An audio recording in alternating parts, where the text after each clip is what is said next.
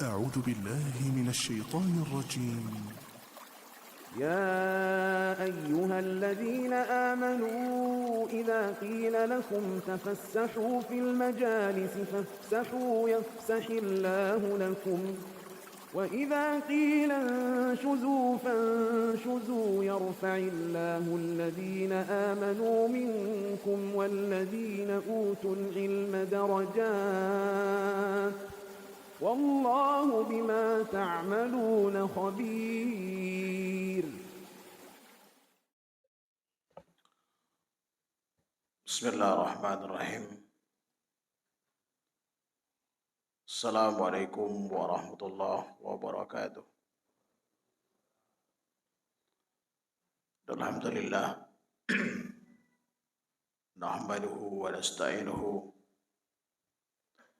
ونستغفره ونستهديه ونتوب إليه ونعوذ بالله من شرور أنفسنا ومن سيئات أعمالنا. من يهده الله فلا مضل له ومن يضلله فلا هادي له. أشهد أن لا إله إلا الله وحده لا شريك له وأشهد أن محمدا عبده ورسوله لا نبي بعده. اللهم صل وسلم على محمد وعلى آله وصحبه وسلم تسليما كثيرا. أما بعد. Alhamdulillah, pada malam hari ini Allah Subhanahu wa taala masih memberikan kepada kita berupa kesehatan, nikmat iman dan Islam, sehingga pada kesempatan ini kita masih bisa berkumpul kembali di tempat yang mulia ini dalam kajian lanjutan kita, yang insya Allah kita akan bahas tafsir surah Ad-Duha, surat yang 93. Salawat serta salam senantiasa kita berikan pada Nabi kita Muhammad sallallahu alaihi wasallam beserta para kerabat, sahabat dan pengikut setianya sampai hari kiamat nanti. Seperti biasa, sebelum kita membahas tentang surat Duha, terlebih dahulu kita akan membaca surat ini. Baik. A'udzu billahi minasy syaithanir rajim.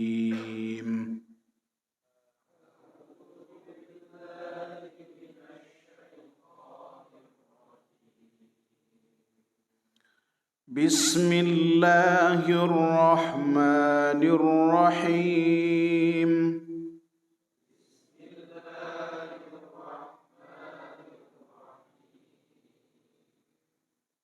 Wadduha wallayli idza saja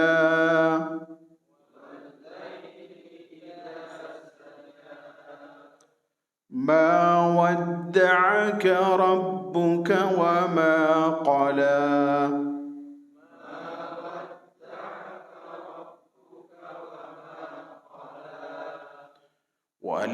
وللآخرة خير لك من الأولى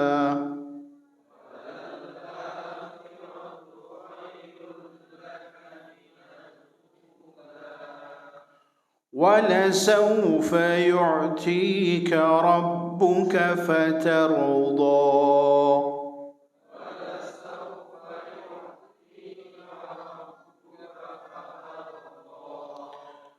ألم يجدك يتيما فآوى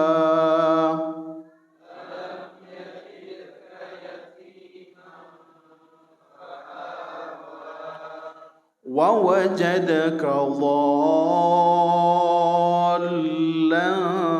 فهدى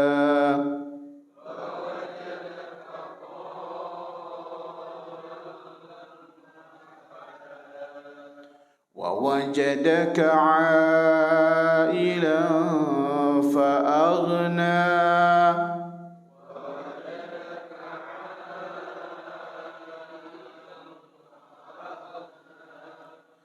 فأما اليتيم فلا تقهر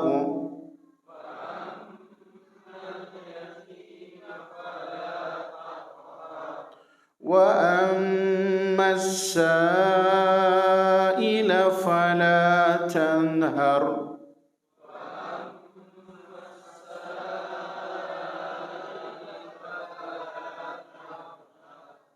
وأما بنعمة ربك فحدث.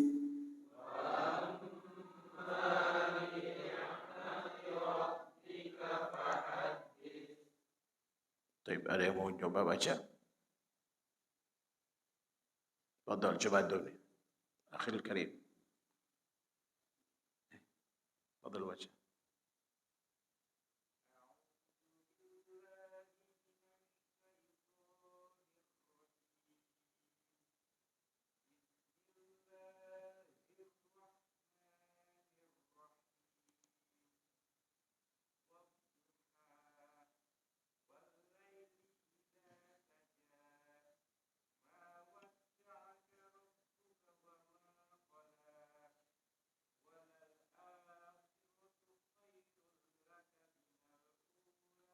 Khairu ya, itu ya.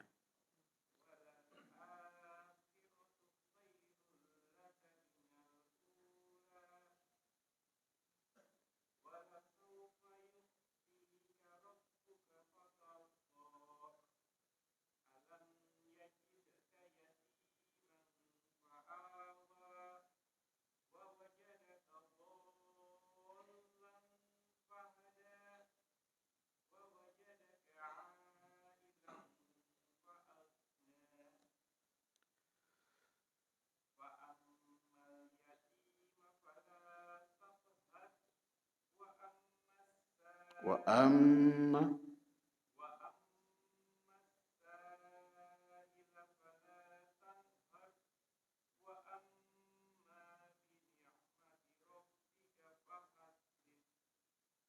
satu lagi, coba Fadhal yang kecil. Fadhal.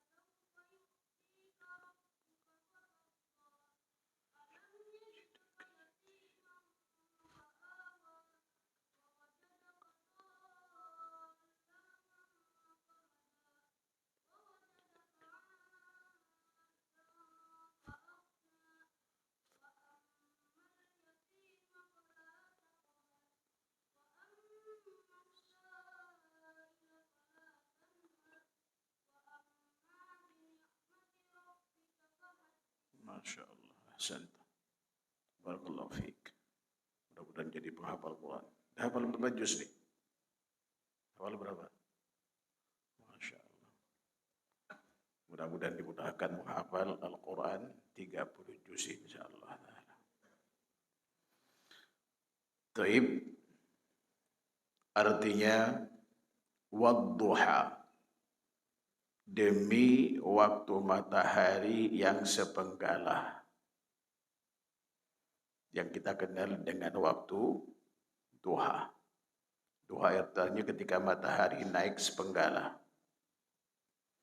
Wal laili idza saja, dan demi malam apabila telah senyap atau sunyi. Ma wadda'aka rabbuka wa ma qala. Tuhanmu tiada meninggalkan kamu dan tiada pula benci kepadamu. Dan sungguhnya akhir itu lebih baik bagimu. Walal akhiratu khairul laka minal ula. Dan sungguhnya akhirat itu lebih baik bagimu daripada permulaan. Yang dimaksud adalah dunia. Wala sawfa yu'tika rabbuka fatardah. Dan kelak Rabbmu pasti memberikan karunia-Nya kepadamu. Lalu hatimu kemudian menjadi puas. Alam yajidka yatiman fa'awah. Bukankah dia mendapatimu sebagai seorang yatim, lalu dia melindungimu atau memberikan tempat padamu. Wa wajadaka dhallan fahada. Dan dia mendapatimu sebagai seorang yang kebingungan, lalu dia memberikan petunjuk. Wa wajadaka 'ailan fa'aghna.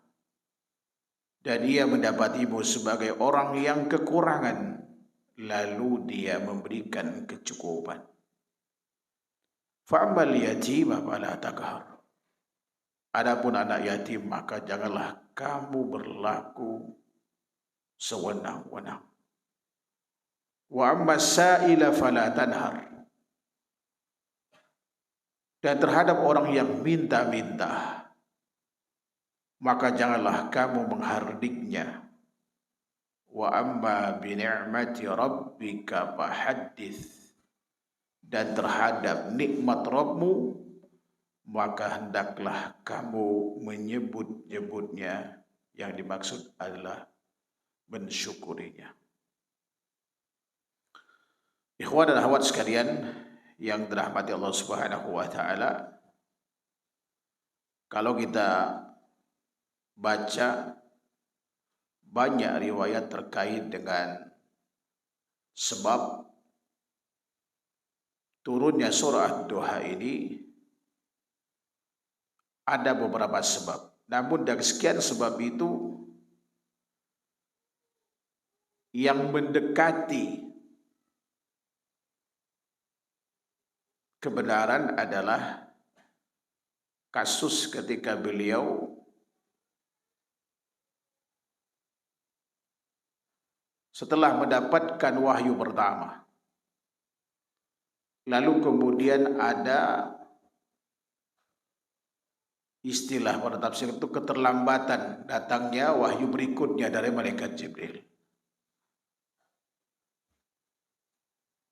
Ada yang mengatakan sehari, 2 hari, ada yang mengatakan 3 hari. Sehingga membuat Rasulullah SAW pada saat itu gelisah. Di saat vakum itu datang seorang wanita. Dan seorang wanita ini dalam riwayat disebutkan bernama Jamilah, istri dari Abu Lahab. Juga seingat saya dikutip oleh Syekh Mubarakpuri dalam Rohihul Bahtu.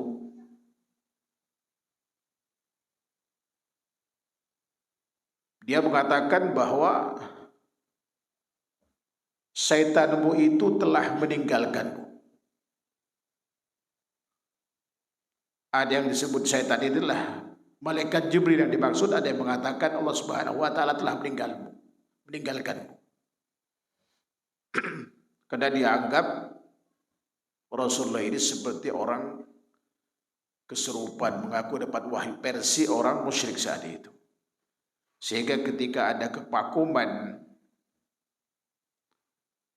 wahyu, kalau versi Imam Ahmad dari jalur sahabat mulia Jundub bin Abdullah, ya kurang lebih sehari atau 2 hari.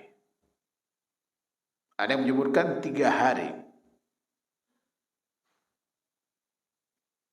Lalu kemudian setelah itu malaikat Jibril datang dan kemudian menurunkan surat duha ini. Namun juga ada yang mengatakan bahwa Nabi itu dilempar oleh orang musyrik, kemudian luka tangannya, lalu karenanya kemudian beliau tidak bisa melakukan qiyamul lail seperti biasanya selama 1 hari atau 2 hari atau 3 hari, walaupun ini riwayat dianggap aneh dan nyeleneh oleh Imam Ibnu Katsir rahimahullah ta'ala. Jadi agak ada kejanggalan. Tetapi hampir semua riwayat tadi hampir yang mendekati apa yang kita sebutkan, bahwa sebab turunnya ini adalah karena ada kepakuman wahyu, terlambatnya malaikat Jibril kemudian mendatangkan, membawa wahyu dari Allah Subhanahu wa taala kepada Rasulullah sallallahu alaihi wasallam, dan menyebabkan orang kafir Quraisy itu pada saat itu membuli Rasulullah sallallahu alaihi wasallam kalau istilah kita sekarang. Beliau kesedihan pada saat itu, apalagi ketika datang seorang wanita dan berkata, Muhammad, ya Muhammad, ma'ara syaitanuka illa qad tarakaka, katanya. Menurut saya, setanmu itu telah meninggalkanmu. Kemudian fa'anzalallahu azza wa jalla wadduha wal laili idza saja ma wadda'aka rabbuka wa ma qala. Demi waktu duha dan demi malam ketika sudah senyap atau sunyi, dan Tuhanmu sungguhlah tidak meninggalkanmu dan tidak pula membencimu.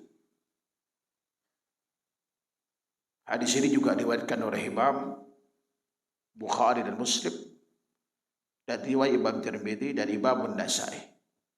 Dan ini dianggap riwayat paling benar terkait dengan sebab turunnya ayat ini.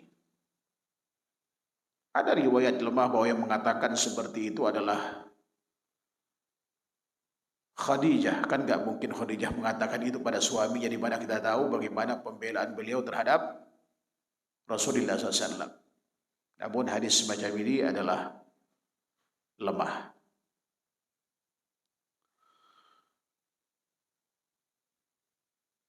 Surat Duha terdiri dari 11 ayat dan urutan ke-93 dari 114 surat yang ada di dalam Al-Quran. Dan kalau kita lihat dari peristiwanya tadi, menunjukkan bahwa surat Duha ini Makkiyah, yaitu turun pada periode Makkah dan di Makkah pastinya.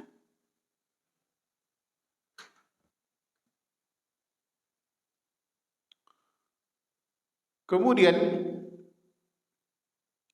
setelah beliau mendapatkan bulian dari wanita tersebut dan juga sebagian besar kafir Quraisy, nampak di wajah Rasulullah SAW itu raut kesedihan itu. Maka kemudian untuk menenangkan dan menghilangkan kesedihan Rasulullah SAW, Allah Subhanahu wa taala turunkan ayat ini, yaitu wadduha, demi waktu duha, dan demi malam ketika sunyi. Dan Allah Subhanahu wa taala mengawali surat ini dengan bersumpah kepada waktu. Bersumpah dengan waktu duha dan waktu malam ketika sunyi. Ini menunjukkan bahwa waktu ini adalah istimewa, bil khusus duha. Karena ketika Allah Subhanahu wa taala bersumpah dengan sesuatu itu menunjukkan keagungan dan keistimewaan makhluk yang Allah ciptakan yang dengannya Allah bersumpah. Makanya kita tidak boleh bersumpah kecuali dengan Allah Subhanahu wa taala. Kalau mau kita bersumpah dengan duha, kita harus tambah wa rabbud duha, wa rabbul Ka'bah, enggak boleh. Demi Ka'bah, demi duha, bagi kita enggak boleh. Ya kan? Karena sama mengkultuskan makhluk itu. Tetapi ketika kita bersumpah dengan Allah, memang itu yang pantas bagi Allah Subhanahu wa taala, yang mesti dilakukan seorang hamba. Wallahi wa rabbul Ka'bah. Ya kan? Itu pantas karena memang Allah Subhanahu wa taala berhak untuk dikultuskan, disucikan dari hal-hal yang moderai. Sebab Allah Subhanahu wa taala zat yang maha sempurna. Tapi hikmahnya ketika Allah bersumpah dengan waktu itu menunjukkan keistimewaan waktu itu. Ya makanya Rasulullah SAW mendoakan keberkahan di pagi hari, di awal duha. Allahumma barik fi ummati fi bukuriha. Ya Allah, berkahilah umatku pada pagi harinya. Dan disyariatkan padanya salat duha 2, 4, 6, 8, 10, 12.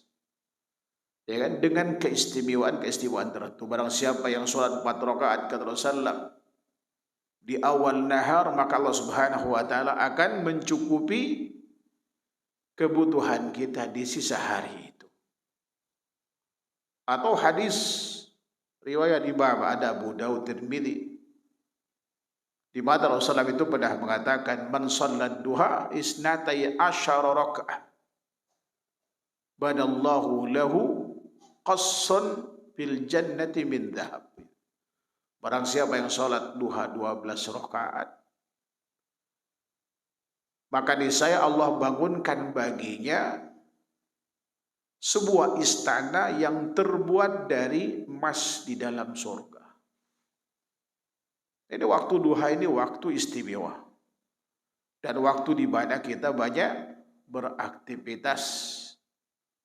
Ya kan? Kemudian juga Allah bersumpah wal laili idza saja, dan demi malam apabila telah sunyi. yakni bila telah tenang gelap gulita. Ini sebagaimana yang dikatakan oleh Imam Mujahid, Qatadah dan Al-Dhahhak serta Ibnu Zaid dan ulama tafsir lainnya. Dan hal ini kata Imam Ibnu Katsir rahimahullahu taala menunjukkan akan kekuasaan Allah Subhanahu wa taala yang Maha Pencipta dan merupakan bukti yang sangat jelas dan gamblang. Hal yang sama juga pada Allah Subhanahu wa taala katakan dalam surah Al-Lail, "Wal laili idza yaghsha wan nahari idza tajalla." Demi malam apabila menutupi cahaya siang dan siang apabila telah benderang.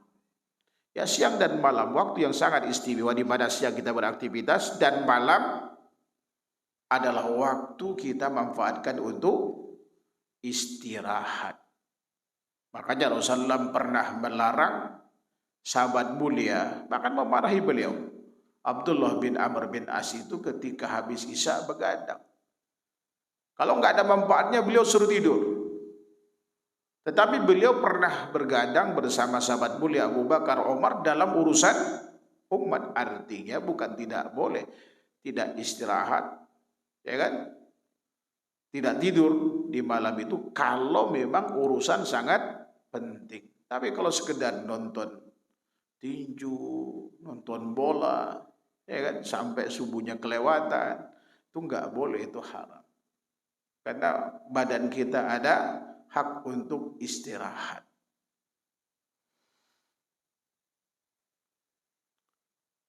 Dan juga firman Allah Subhanahu wa taala dalam surah Al-An'am ayat 96 itu, "Falikul isbahi wa ja'ala al-laila sakana wasyamsa wal qamara husbana dzalika taqdirul azizil alim, dan menyaksikan pagi dan menjadikan malam untuk beristirahat, dan menjadikan matahari dan bulan untuk perhitungan. Itulah ketentuan Allah yang maha aziz perkasa lagi maha alim, maha mengetahui. Nah, kemudian setelah Allah Subhanahu wa taala bersumpah dengan makhluk ciptaan yang berupa waktu duha dan waktu malam, Allah Subhanahu wa taala mengatakan, di mukhatabnya adalah Rasulullah sallallahu alaihi wasallam. Jadi lawan bicara saat itu adalah Rasulullah sallallahu yang sedang sedih karena dibuli tadi. Ma wadda'aka rabbuka wa ma qala. Tuhanmu tiada meninggalkanmu. Artinya Allah Subhanahu wa taala akan senantiasa membackup Rasulullah sallallahu alaihi wasallam. Karena beliau adalah makhluk pilihan. Dan itu terbukti sejak dari kecil bagaimana beliau dilahirkan dalam keadaan yatim. Begitu umur 6 tahun ibunya meninggal. Lalu diasuh oleh kakeknya Abdul Muthalib di usia 8 tahun. Baru diasuh oleh pamannya, dan semua ini adalah penyembah berhala, orang musyrik. Walaupun demikian, lihat bagaimana penjagaan Allah Subhanahu wa taala kepada Rasulullah SAW yang dipersiapkan kelak menjadi nabi dan rasul. Beliau tidak terpengaruh sama sekali dengan kultur dan budaya yang berlaku di Arab pada saat itu. Dan beliau tumbuh menjadi manusia dengan akhlak yang mulia. Maka gelar Al-Amin, orang yang dapat dipercaya, itu kapan beliau dapatkan? Apakah sedapat di sana? Sebelum kan? Jadi Allah Subhanahu wa taala jaga beliau itu. Maka kalau sekedar 2-3 hari tidak turun wahyu, ya kan? Ini suatu perkara yang biasa. Allah tidak akan pernah meninggalkan Rasulullah SAW. Walaupun ini menunjukkan kalau Rasulullah SAW itu tidak tahu perkara gaib. Iya atau tidak?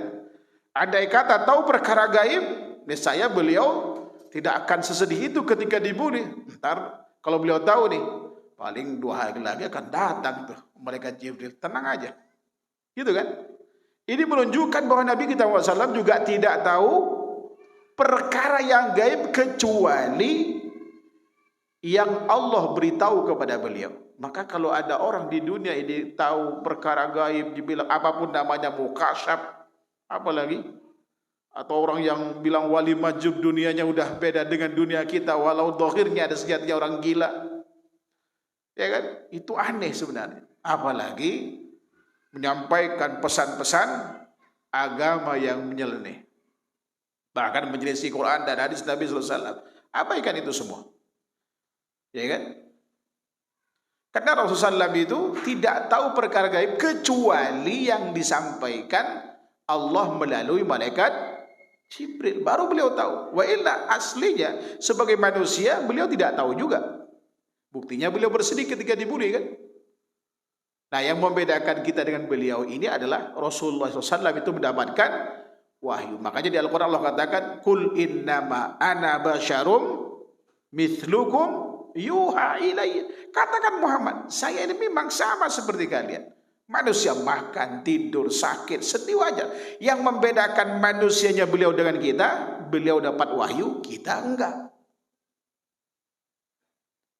Wa ma qala, dan tiada pula benci kepadamu.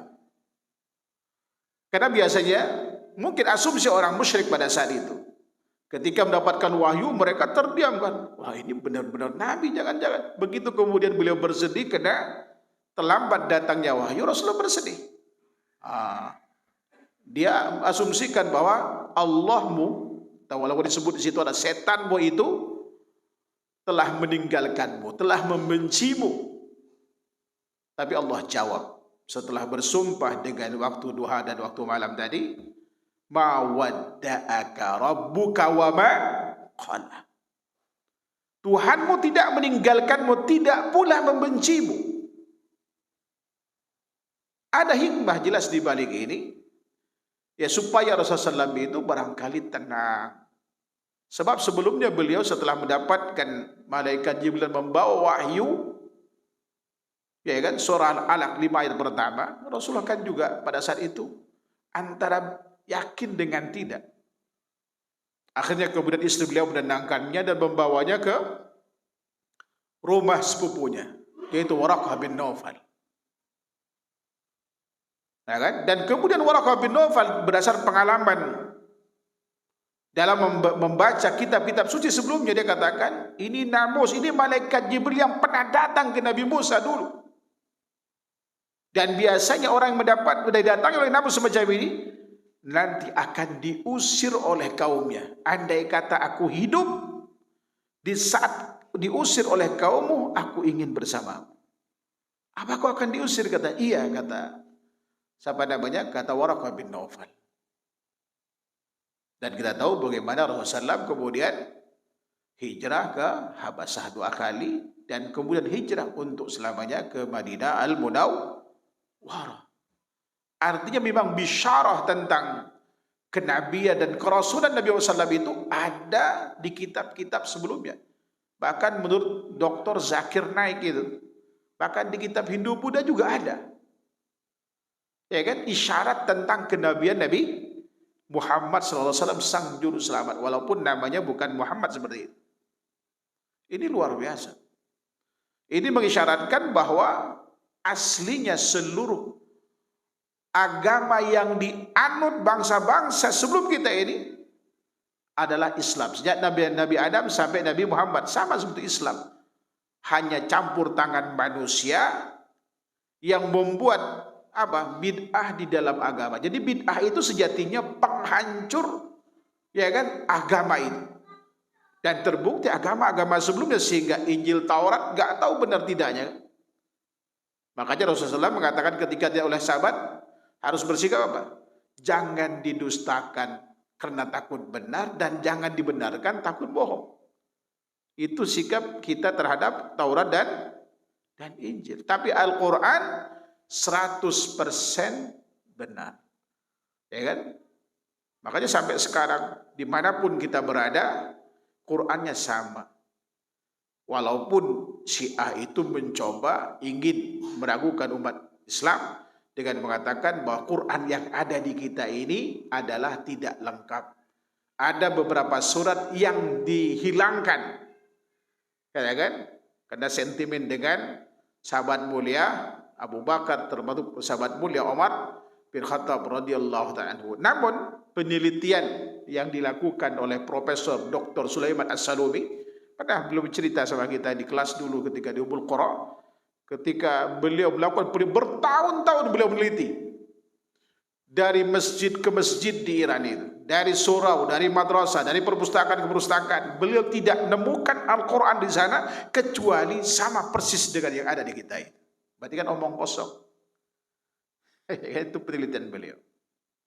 Tapi apa ikan itu semua? Yang pasti Al-Quran yang ada ini adalah benar adanya. Kemudian lebih lanjut Allah katakan, walal akhiratu khairul laka minal ula. Dan sungguhnya akhirat itu lebih baik daripada permulaan yang dimaksud dari dunia ini. Sesungguhnya negeri akhirat, walad darul akhirah khairul laka min hadhid dar. Sesungguhnya negeri akhirat ini lebih baik bagimu daripada dunia ini. Karena dunia ini tidak abadi. Ya kan? Sementara bahkan kita dijatah hidup di dunia berapa lama? Untuk umat Nabi Muhammad itu mayoritas hanya berkisar 60-70 tahun. A'maru ummati ma baina sittina wa sab'in aqalluhum may yajuzu dzalika tarasul. Hadis riwayat Tirmidzi dan sahabat mulia Abu Hurairah radhiyallahu ta'ala. Usia umatku ini hanya berkisar antara 60 sampai 70 tahun. Jarang yang melampaui batas itu. Jadi kalau ada yang 70 tahun sekarang makhluk langka. Dan itu jarang. Apalagi kita hidup di penghujung zaman, di mana kasratul hadats, banyaknya pembunuhan, bisa melalui perang, bisa melalui medis, bisa melalui wabah, bisa melalui gempa-gempa, bencana alam. Istilah kita bencana, musibah yang Allah timpakan. Tak boleh kita bilang bencana alam sebenarnya, karena dinisbahkan bencana kepada alam, padahal musibah itu Allah yang turunkan. Tapi istilah ini udah terlalu familiar, bencana alam gitu. Ini sebetulnya istilah nggak tepat. Ya kan? Kita nggak tahu, bisa jadi kita nanti seperti Palestina sekarang. Kita doakan mudah-mudahan yang meninggal syahid, yang sakit disembuhkan, yang sehat diberi kesabaran dan dimudahkan insyaallah taala. Terlepas dari perdebatan yang ada, mereka identitasnya masih Islam, punya hak yang merupakan kewajiban kita yang kita harus penuhi kepada mereka. Ya kan? Gak tega kalau ngelihat video, nangis melihat, masya Allah, bagaimana anak-anak di sana yang gak bersalah ya, yang gak berdosa, dibunuh. Tapi insya Allah suatu saat kekejaman itu akan dibalas, di mana ada masanya nanti sampai batu-batu di mana tempat persembunyian, ya kan? Zionis untuk nyebut Israel sebetulnya jangan. Israel itu nama Nabiullah Yakub alaihissalam. Itu bahasa Ibrani, artinya hamba Allah. Ya kan? Israel artinya hamba Allah. Lebih pasnya Zionis saja, lebih pasnya Zionis atau Yahudi. Ini kita sebut dengan Yahudi. Memang bengis nih orang. Waliyadzubillah. Mudah-mudahan Allah binasakan mereka. Insyaallah taala. Ya kan? Jadi memang di akhir zaman ini banyak kematian. Bahkan di tanda-tanda hari kiamat sughra itu kalau salah kata mautul faja. Mati mendadak. Tidak diawali dengan sakit. Coba antum lihat di YouTube mati mendadak. Ada yang mati sedang berebut bola, sedang pengantenan, sedang mewawancara orang, bahkan ada yang sedang ceramah. Itu kematian insya Allah datang setiap saat menghampiri kita, dan itu pasti akan datang juga ke kita. Ada yang meninggal karena diserang, dibom, ada yang meninggal karena memang saatnya dia mati. Sebab Allah telah katakan di Al-Quran, wa idza jaa ajaluhum la yastakhiruna sa'atan wa la yastaqdimun. Kalau ajal sudah tiba, malakal maut sudah siap tuh.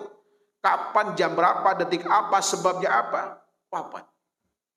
Berapa banyak kita melihat di tengah masyarakat kita yang tadinya main bersama kita, tiba-tiba dia meninggal. Ada yang masya Allah hanya hitungan balik badan dipijat. Dulu anggota DPR yang pernah saya ceritakan itu, dia WA-an ketika disambil dipijat, WA. Kan umumnya begitu ya, saking sibuknya itu. Begitu dibalik, hilang nyawanya. Tidak satu pun yang percaya kawannya kalau dia meninggal. Saya datang ke rumahnya pada saat itu, masya Allah. Semua orang bercerita, kemarin dia main main tenis sama saya. Kemarin. Bahkan yang WA, dia masih WA sekian detik yang lalu. Tiba-tiba hilang nyawanya. Nggak ada track record, sakit berat padanya. Saya tanya istrinya. Inilah kematian. Oleh karenanya yang mesti kita persiapkan itu adalah bekal buat kematian. Ya kan? Walal akhiratu khairun laka minal ula. Ini bukan hanya kita. Ini kalau Rasulullah SAW saja digitukan sama Subhanahu wa taala, apalagi kita. Rasulullah dijamin masuk surga. Kita nggak ada jaminan, Pak. Mestinya khitab ini lebih, ya kan, kita yang menyadari dan mengamalkannya dibanding dengan Rasulullah SAW. Bahkan suatu hari ada hadis dari Ahmad juga riwayat Muslim seingat saya, bahwa suatu hari kata sahabat mulia Abdullah bin Mas'ud, juga dari sahabat mulia Umar bin Khattab radhiyallahu anhu, dalam riwayat lain, ittaja Rasulullah sallam ala hasirin fa'athara fi jambih falamma istayqadha ja'altu amsahu jambah wa qultu ya Rasulullah ala adantana hatta nabsuta laka ala al-hasiri syai'a Faqala Rasulullah sallam, mali walid dunya ma ana wad dunya innama mathali wa mathalud dunya karakibin dhalla tahta syajaratin thumma raha wa tarakaha, kata beliau. Bahwa suatu hari Rasulullah berbaring di atas dipan. Kalau versi dari sahabat mulia Omar itu atas dipan yang terbuat dari pelepah korma. Ini orang mulia, bukan tidak mampu beli permadani. Tapi karena itulah kesederhanaan dan itulah beliau cara pandang beliau terhadap dunia. Lalu kemudian membekas di pinggang beliau ini. Ketika beliau bangun, aku mengusapnya, ya kan? Yaitu lambung Rasulullah diusap sama sahabat mulia Abdullah bin Mas'ud. Dan beliau berkata kepadanya, sambil menawarkan, ya Rasulullah, andai kata engkau mengizinkan kami untuk menggelar kasur atau tikar di atas dipan ini supaya tidak membekas tadi. Kemudian apa kata Rasulullah sallallahu alaihi wasallam? Mali walid dunia. Apakah hubungannya antara aku dengan dunia ini? Sesungguhnya kata beliau, perumpamaan antara aku dengan dunia ini seperti orang yang sedang mengembara. Lalu kemudian dia berteduh di bawah suatu pohon. Ini dalil rest area itu. Dalil adanya rest area, ya.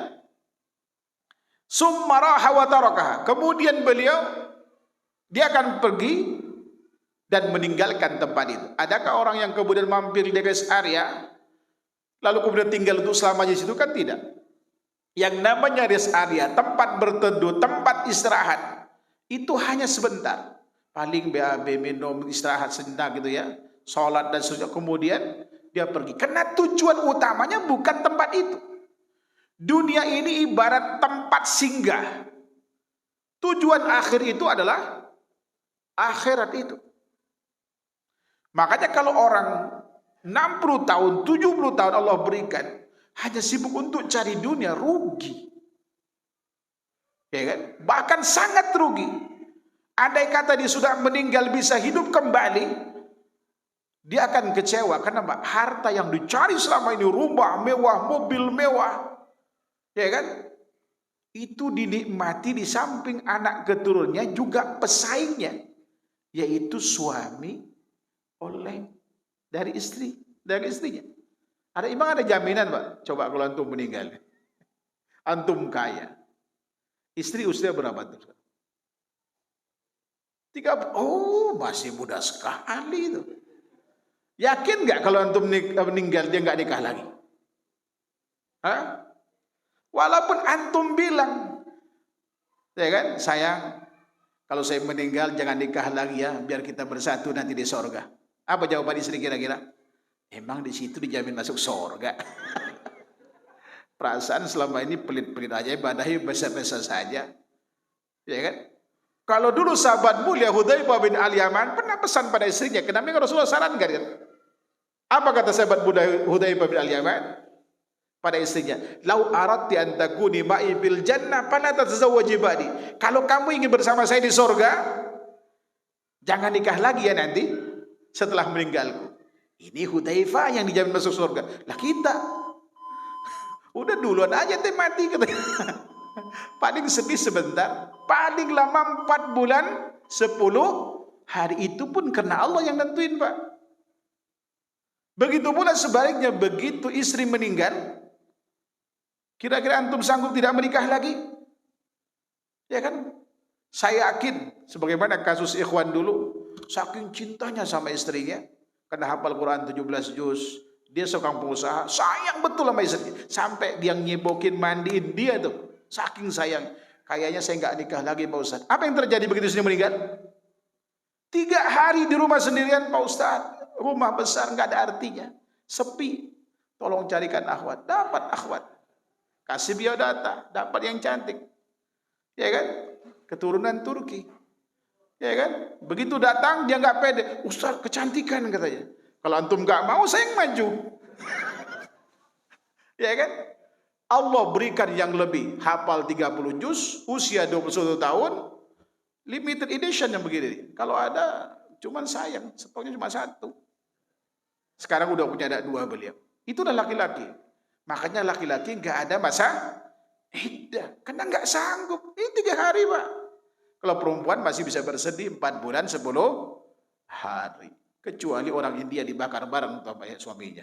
Kalau suaminya mati. Di Indonesia nggak ada yang begitu. Lu mati-mati aja. Wallahu ta'ala. Inilah dunia. Ya kan? Sangat tidak ada artinya, makanya rugi kalau kita tidak memanfaatkan untuk akhirat kita. Wallahu ta'ala. 4 dolar ada dulu.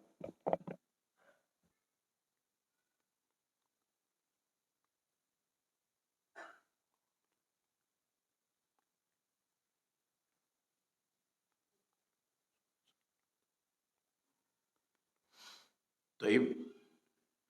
Kemudian Allah Subhanahu wa taala mengatakan di ayat selanjutnya, wala saufa yu'tika rabbuka fatarda.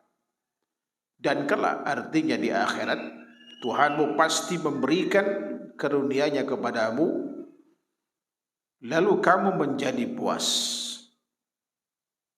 Jadi ada penguat dari ayat yang keempat tadi. Walal akhiratu khairul laka minal ula. Sungguh akhirat itu lebih baik bagimu daripada dunia. Karena kelak di akhirat Allah Subhanahu wa taala akan memberikan kepada Rasulullah SAW hingga beliau merasa puas. Dan juga Allah Subhanahu wa taala memberikan kemuliaan yang telah disediakan oleh Allah untuk dirinya. Antara lain yaitu telaga Kautsar. Yang kedua, tepinya berupa kubah-kubah dari mutiara yang berongga. Sedang tanahnya dari al-misk. Sebagaimana yang telah kita jelaskan pada pembahasan surah Al-Kautsar. Jadi Allah Subhanahu wa taala akan memberikan segalanya kepada Rasulullah di akhirat. Ya kan? Karenanya beliau tidak begitu mempedulikan dengan urusan dunia. Karena beliau yakin dan dikasih tahu Allah Subhanahu wa taala bahwa akhirat itu jauh lebih baik bagi beliau, termasuk bagi kita sebagai umatnya. Bahkan Allah Subhanahu wa taala memberikan peringatan kepada kita sebagai umat Nabi Muhammad SAW tentang hakikat dunia. Di banyak ayat, salah satu di antaranya seperti misalnya dalam surah Al-Hadid. I'lamu annamal hayatud dunya la'ibu wa lahu wa zina. Wa tabakhurun bainakum wa takathurum bil amwali wal awlad kamathali ghaythin a'jabal kuffara nabatu thumma yahiju batarahu musfarra thumma yakunu khutama wa fil akhirati adabun syadid wa maghfiratun minallahi wa ridwan wa mal hayatud dunya illa mata'ul ghurur. Ketahuilah bahwa sungguhnya dunia itu tidak lebih dari sekedar apa? Sendah gurau, permainan, perhiasan, berbangga-bangga dalam hal harta dan banyaknya anak. Tak ubahnya seperti hujan, ya kan, yang menumbuhkan tanaman-tanaman sehingga membuat para petani itu senang. Tapi ketika mulai mengering, menguning, ya kan, fayakunu hutama, kemudian udah nggak ada artinya lagi. Sementara di akhirat, di sana ada adab yang sangat pedih di samping ridha Allah Subhanahu wa taala. Wa mal hayatud dunya illa mata'ul ghurur. Kehidupan dunia tidak lebih hanya kesenangan yang menipu. Dulu ketika kita ngelihat orang pakai sepeda, pengen naik sepeda, alhamdulillah kebeli, ternyata biasa-biasa saja, ya enggak? Pengen ngelihat orang pakai motor, pengen motor, kebeli motor, ternyata biasa juga. Ngelihat orang pakai mobil kayaknya enak, naik mobil biasa juga. Begitulah dunia itu. Kesenangan yang menipu. Sama ketika kita mau nikah. Kayaknya ini pilihan yang terbaik. Kadang sampai berantem sama orang tua. Bela-belain. Ya kan? Saking pengen nikahnya sama pasangan itu. Begitu nikah ternyata. Kenapa saya nggak ngikuti saran orang tua? Padahal anak sudah 2 saat itu. Sudah 3. Ya kan? Berantem terus setiap hari.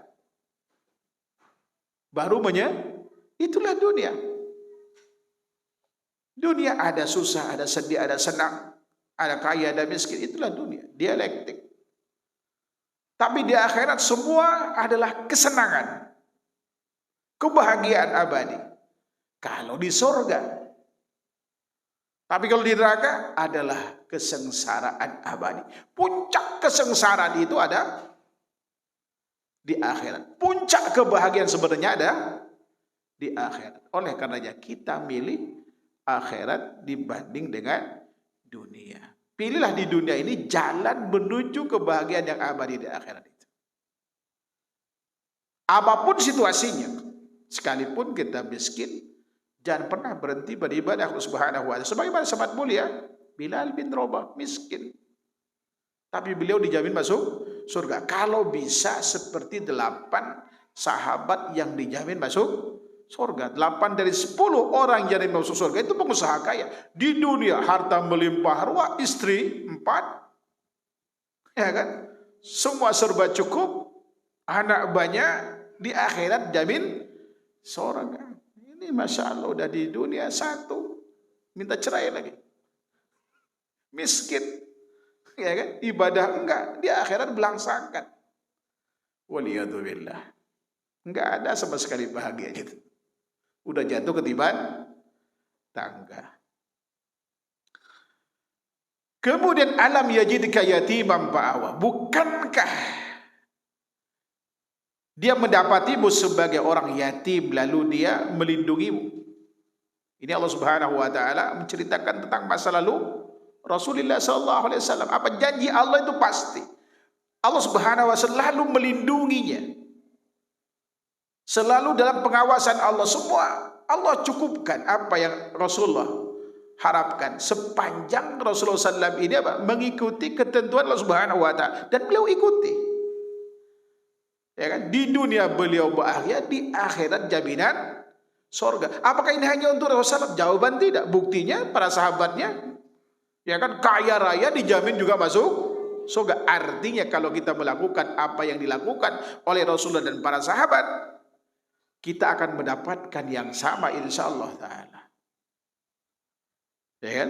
Dulu yatim, kemudian dilindungi, dikasih tempat Allah Subhanahu wa ta'ala. Bayangkan yatimnya itu, ya kan, di tengah apa? Orang-orang yang menyembah berhala. Ya kan, kakeknya, pamannya, komunitasnya, mayoritas menyembah berhala. Namun Allah jaga, beri perlindungan kepada beliau. Kenapa? Karena Allah ingin memberikan kepada beliau sesuatu kelak di akhirat. Dan Allah jaga sedari hidupnya di dunia dari kecil sampai tutup usia. Husnul khatimah.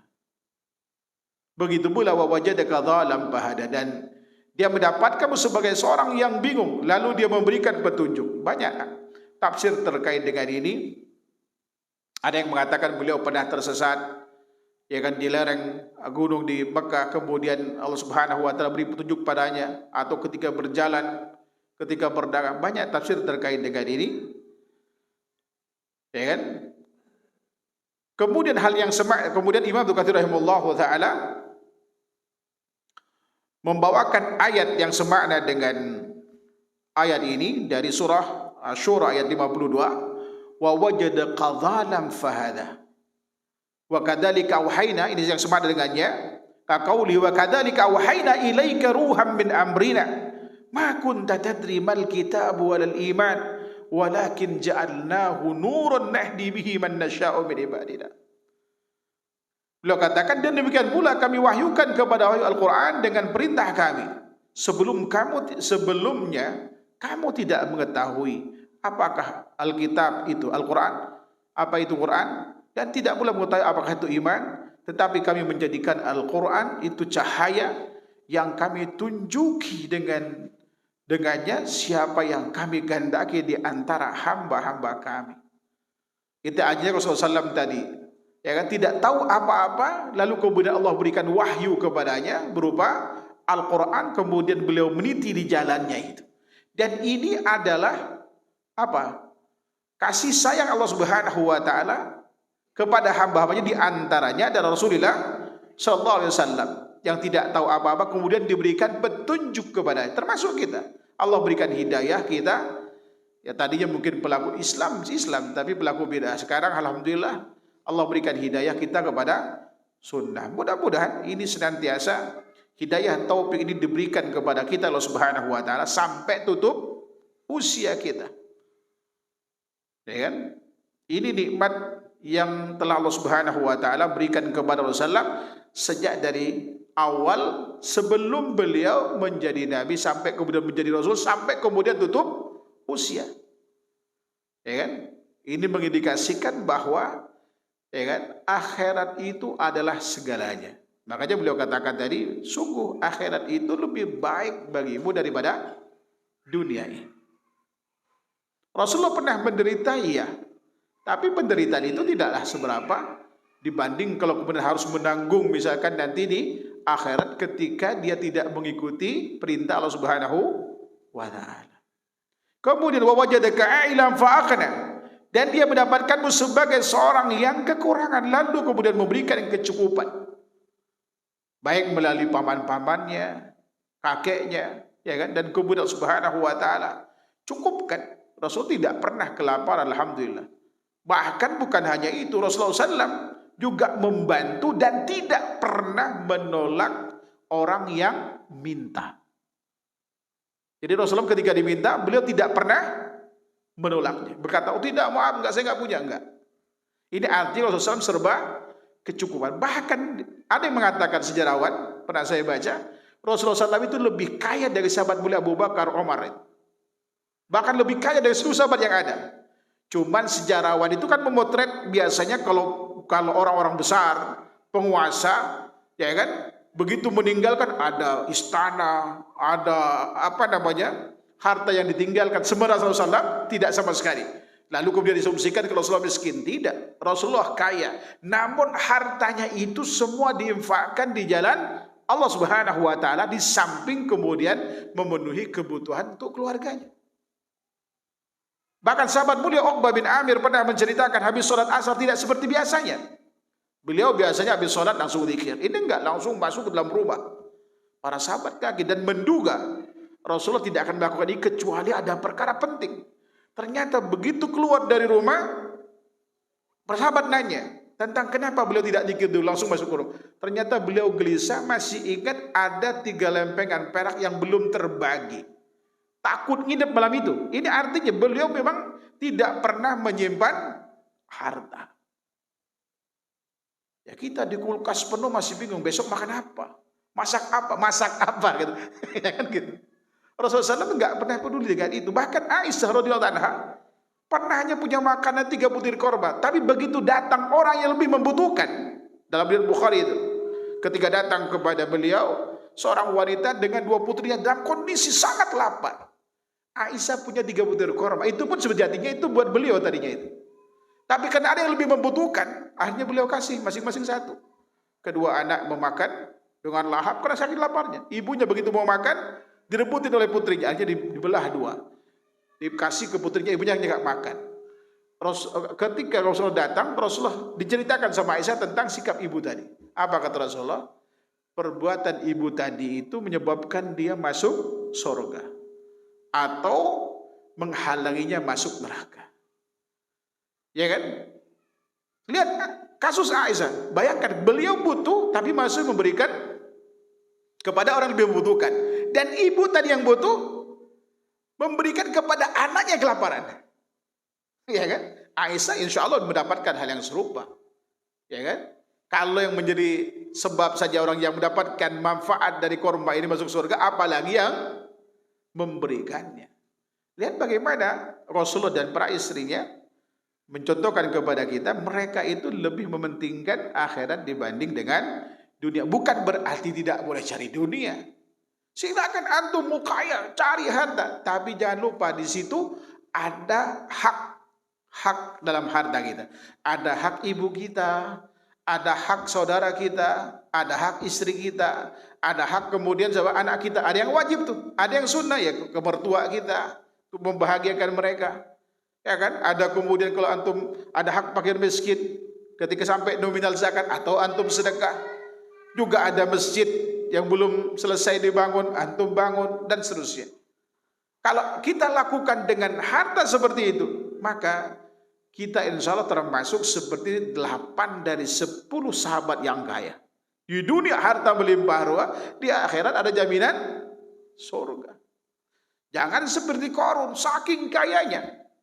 Harta Qarun sampai bersebar ke seluruh dunia. Antum gali sumur di Yasmin, dapat emas, harta Qarun. Sampai ke Yasmin tuh hartanya Qarun. Walaupun itu hanya simbol kekayaan. Tapi di mana akhirnya Qarun? Di neraka. Nggak ada artinya. Dan kekayaan yang sebenarnya adalah, kata Rasulullah SAW, ghina nafs. Laisal ghina an kasratil ard walakinnal ghina ghina nafs, kata beliau. Jadi bukanlah orang kaya itu karena banyak harta, tapi kekayaan yang sebenarnya adalah kekayaan jiwa. Kita merasa puas dengan apa yang kita miliki. Kemudian selanjutnya Allah Subhanahu wa taala katakan, "Fa'amal yatima fala taqhar." Adapun terhadap anak yatim, maka janganlah kamu berlaku sewenang-wenang. Apalagi beliau dulu yatim, ya kan? Dia merasakan bagaimana perihnya menjadi anak yatim, enggak ada ayah, yatim piatu, enggak ada ibu. Ya kan, dia anak tirikan umumnya, tapi beliau Masya Allah karena dalam perlindungan Allah Subhanahu wa taala, sampai Abu Thalib itu lebih sayang kepada beliau dibanding pada anak-anaknya. Makanya kemudian beliau disuruh menyayangi anak yatim. Bahkan ketika ada seorang sahabat, dia merasa keras hatinya, lalu minta nasihat kepada Rasulullah. Apa kata Rasulullah? Apa kata beliau? Apa ada di Nabi SAW itu?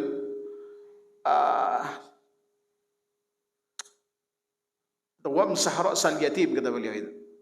Dan usaplah ubun in aradta an yalina qalbuk wamsah ra'sal yatim. Kalau kamu ingin lembut hatimu, usaplah kepala anak yatim. Artinya kita perhatikan, ya minimal kita mengusapnya karena bentuk kasih sayang dia kepada, ya kan? Bentuk kasih sayang kita kepada dia. Apalagi sampai memberi, menanggung, menyekolahkan dan seterusnya. Masya Allah, itu bentuk kasih sayang. Bahkan Rasulullah katakan, memotivasi kita sebagai umatnya, ada wa kafirul yatim kahataini bil jannah. Saya dengan orang yang mengkafil yatim seperti di surga, sangat dekat, sedekat telunjuk dengan jari tengah. Artinya akan masuk surga bersama Rasulullah sallallahu alaihi wasallam. Wa ammas sa'ila fala tanhar. Dan terhadap orang yang minta-minta, maka janganlah kamu menghardiknya. Di tafsirnya ini ada yang minta-minta dalam arti yang minta-minta pada umumnya, ada juga minta ilmu, nggak boleh kita kemudian tidak memberikan jawaban kalau memang kita mampu memberikan jawaban. Sebab ada hadis Nabi SAW mengatakan, man su'ilan ilmin fakatamu uljima yawmal qiyamati birijami minan nar. Ya kan, barang siapa ditanya tentang suatu ilmu lalu kemudian dia sembunyikan, maka nanti akan dikekang dengan kekangan api neraka. Jadi nggak boleh pelit ilmu, nggak boleh juga pelit harta. Kalau kita udah nggak memberi, jangan dihardik. Mohon maaf, ya kan? Katakan mohon maaf, kasih senyuman, atau minimal kita mencium mereka. Kalau kita nggak punya harta, ya kan? Anak yatim itu harus hargai mereka, karena mereka juga manusia. Ya kan? Nasibnya saja yang beda dengan kita. Tapi berapa banyak kemudian, Masya Allah, anak yatim kemudian menjadi orang sukses, banyak di dunia ini. Kemudian yang terakhir, wa amma bi nikmati rabbika fahaddits. Dan terhadap nikmatmu, maka hendaklah kamu menyebut-nyebutnya, artinya bersyukur kepada Allah Subhanahu wa taala. Syukur dengan 3 cara, dengan hati, lisan, dan anggota badan. Artinya setiap ada nikmat yang Allah berikan kepada kita, kita akui, kita yakini bahwa itu dari Allah Subhanahu wa taala. Bukan karena kepandaian, kecerdasan kita, tidak. Itu hanya sebab, hakikatnya dari Allah Subhanahu wa taala. Lalu kita katakan, alhamdulillah, Allah telah memberikan kemudahan pada saya, berikan kesehatan dan seterusnya, apapun. Setiap ada kenikmatan, ya kan, kita akui itu dari Allah Subhanahu wa taala, kita ucapkan dengan lisan. Dan kemudian yang ketiga, adalah semakin banyak nikmat yang Allah berikan kepada kita, mestinya kita semakin dekat kepada Allah dengan melakukan ketaatan kepadanya. Ada perintah kita lakukan, ada larangan kita hindari. Itu wujud syukur kita dengan perbuatan kita. Kalau kita lakukan 3 macam syukur ini, insya Allah Allah akan tambah nikmat yang ada itu dengan nikmat-nikmat yang lain yang baik kita rasakan ataupun tidak. Bisa berupa harta, bisa berupa kesehatan, bisa berupa anak yang soleh dan soleha, istri yang masya Allah, yang kalau dilihat itu adalah jadi istri yang soleh, katakan, tempat kondusif, itu semua adalah rizki. Rizki jangan selalu diasumsikan hanya berupa harta, bisa berupa kesehatan, anak yang baik, lingkungan yang kondusif, ya kan, buat perkembangan anak dan agama kita. Itu juga rizki dari Allah Subhanahu wa Ta'ala. Ini saja barangkali yang bisa kami sampaikan. Kurang lebihnya mohon maaf. Mudah-mudahan walaupun singkat, pesan yang kita ambil dari, bisa kita mengambil manfaat dari surah Ad-Duha ini insyaallah ta'ala. Wallahu ta'ala alam. Wa sallallahu Muhammad wa ala alihi wa sahbihi wasallam. Subhanakallahumma wa bihamdika asyhadu an la ilaha illa anta wa astaghfiruka wa atubu ilaik. Assalamualaikum warahmatullahi wabarakatuh.